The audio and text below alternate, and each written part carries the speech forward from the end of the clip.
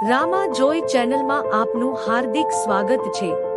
ચાલો આપણે એક આફ્રિકન લોક કથા સાંભળીએ। આફ્રિકાના રાજાના દરબારમાં ત્રણ યુવાન એક યુવાનને ઘસીને પકડીને લઈ આવ્યા અને ફરિયાદ કરી કે રાજાજી, આ યુવાને અમારા પિતાને મારી નાખ્યા છે, એને સજા કરો। રાજાએ યુવાન છોકરાને પૂછ, યુવાન, તે શું કામ આ લોકોના પિતાને મારી નાખ્યા? યુવાને જવાબ આપ્યો, રાજાજી, યુવાનોના પિતાએ મારી બકરી તરફ એક મોટો પથ્થર ફેંક્યો અને તે બકરીને ભાગતા બકરી મરી ગઈ। મને ગુસ્સો આવતા મેં તે તરફ મોટો પથ્થર ફેંક્યો જે આ યુવાનોના પિતાના માથામાં વાગ્યો અને તેમનું મૃત્યુ થયું। મને માફ કરો। રાજાએ કહ્યું, યુવાન, તારા હાથે અજાણતા એક વ્યક્તિનું મૃત્યુ થયું છે, તેથી તને સજા તો થશે જ। યુવાને રડતા રડતા વિનંતી કરી, રાજા જ, મારી નાની બહેનની જવાબદારી મારી ઉપર છે। મારા પિતાએ તેના લગ્ન માટે ઘરેણાં અને થોડી મૂડી મને આપી છે। આપ મને 2 દિવસની મોહલત આપો તો હું મારી બહેનની જવાબદારી અને મૂડી અને ઘરેણાં બધું કોઈ જવાબદાર વ્યક્તિને સોંપી દઉં, પછી તમે જે સજા આપો તે ભોગવીશ।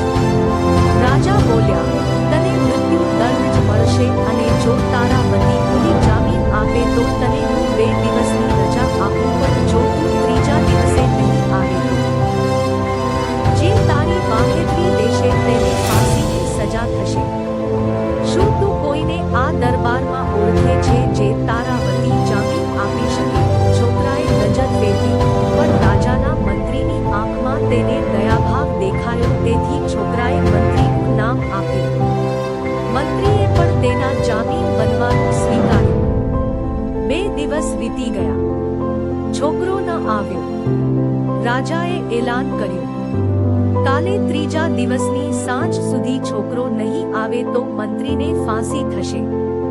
3જા દિવસની બપોરે છોકરો દોડતો દોડતો આવ્યો અને મોડા પડવા બદલ મંત્રીની માફી માંગવા લાગ્યો અને બોલ્યો, રાજાજી, મારી બહેનને હું કાકાને સોંપીને આવી ગયો છું।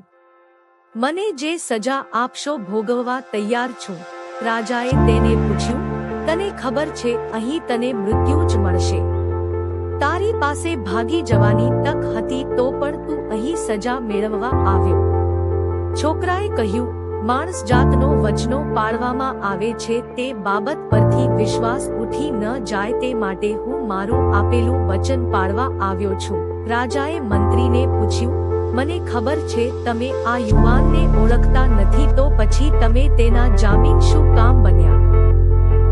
મંત્રીએ કહ્યું, માણસ જાતનો એકબીજાની મદદ અને સારા કાર્ય કરવામાંથી ભરોસો ન જતો રહે તે માટે મેં તને મદદ કરી। આ સાંભળી જે યુવાનો પિતાના મૃત્યુની ફરિયાદ લઈ આવ્યા હતા તેઓ બોલ્યા, રાજાજી, આ યુવાથી અજાણતા થયું છે, તેથી અમે તેને માફ